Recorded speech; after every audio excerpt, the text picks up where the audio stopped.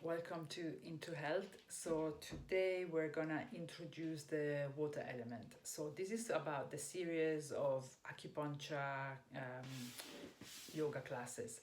So each yoga acupuncture class focuses on one element and the acupuncture channels that are involved with it. So today we're going to talk about the water element, and the water element in terms of channels is the bladder and the kidney channels.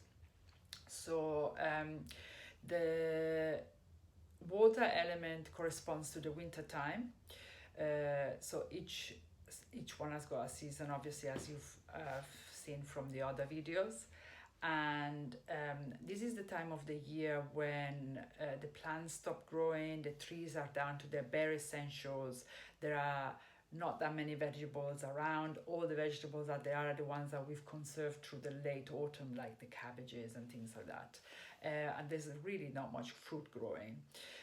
If you start also looking at how water behaves in nature, then you can get a good idea of how that element works inside the body and the potential problems that it can occur. Okay, so if water flows well, then it nourishes, moistens, and provides life. But if it is too abundant, it floods. If there's not enough, it dries the earth or it dries the environment, and if it stagnates, it putrefies.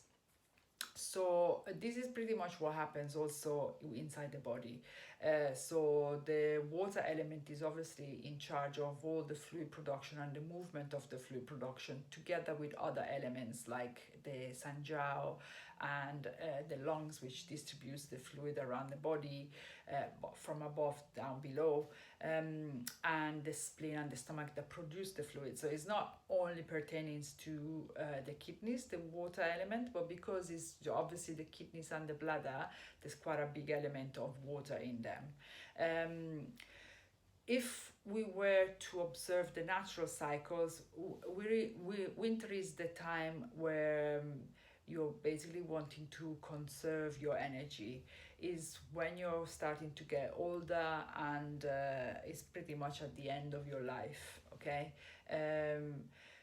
But in terms of what you want to do during that period, in the winter period, ideally you will want to rise up when the sun comes up, and you want to go to bed when the sun goes down. So in the UK, in winter, that means you're getting up at 9 and you're going to bed at 3. But it's also because the summer is very long, and then people do a lot during the summer. So you can imagine that with the lifestyle that we've got nowadays, with electricity and with light all the time available, obviously you're not gonna follow that cycle, but it almost draws into that energy of the kidneys all the time, because in nature you've got cycles where you've got a lot of production in the spring, you've got the maturation of everything in the summer, in the autumn the energy starts to come down, and in the winter you really is the time when you want to conserve your energy and start creating the new cycle. So if you don't conserve, and if you don't relax, and if you don't give enough time for the body to rest, then you're drawing out on the energies that you've got on the store for the next cycle. So in theory, with this type of lifestyle that we've got, we always tend to overuse the kidney energy. And the kidneys are the foundation of all the energy in the body, and especially of the two energies that we spoke a little bit about during the fire element, which is the yin and the yang. So the water element is the ultimate yin energy. So is the culmination of the yin energy. And the yin energy stores, moistens, cools, and sustains the body, while the yang energy, as you can remember, it warms, transforms, activates, and moves the body. Our kidney energy is the equivalent of our gene pool, so what we have genetically inherited from our parents, with its strengths and weaknesses, and that will remain pretty fixed. And is also, the kidneys are very much in charge with your fertility, in terms of your sperm production, and especially for the women with the ovarian reserve, you've got a set amount of follicles or eggs that you've got in the body, and that's pretty much fixed. It cannot be overturned, okay? But how we live our life really determines how much energy we're gonna draw out of these kidneys. So if we look after our kidney energy, we really look after our longevity and our health in general. When the kidney energy is depleted, you can suffer from lower back pain, from knee pain, have hearing problems or ear problems, premature white hair, urinatory problems like urinary tract infections or things like that, bone pains, bone aches, and also problems with the reproduction. From an emotional point of view, the kidneys are related with fear, and which is the main emotion. And the main causes of your kidney energy being depleted is hereditary weakness, so something you've inherited from your parents, chronic illnesses, old age, overwork, and excessive sexual activity. So also back in the days, the Chinese were very, very keen on keeping the lower back warm.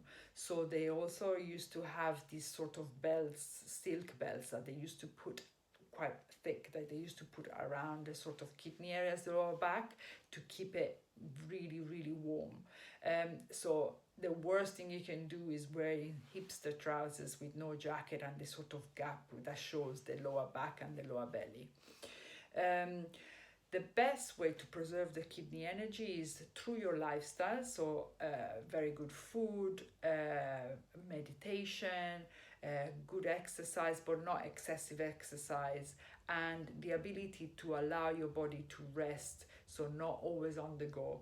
So the main thing that you need to get out of this water element, so the water element is quite a fluid thing, okay? So it's almost like it fits every container that you fit it into. So that's how fluid it is.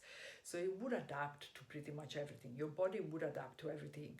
But then on the long run, you're gonna really deplete it and perhaps create some chronic illness further on down the line, or start getting arthritis or problems with the bones. So you really want to look after it and allow yourself to have a rest every now and again.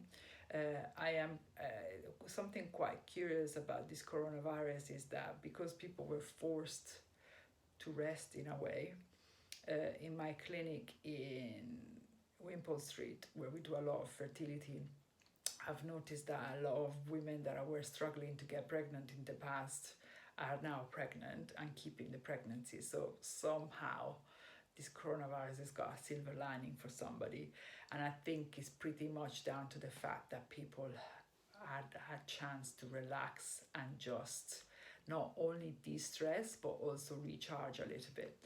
So if you've got any questions about this water element, please comment below and I'll be very happy to respond to your questions.